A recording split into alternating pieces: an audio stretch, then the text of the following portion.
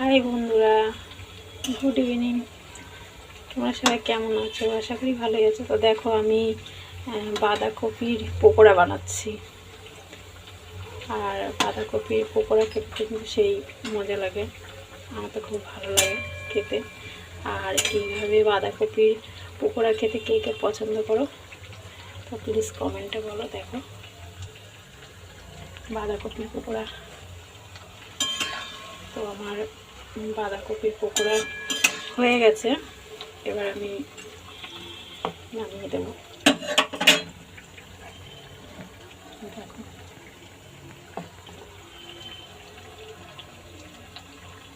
তো দেখো আমার বাঁধাকপির পকোড়া পুরো রেডি হয়ে গেছে।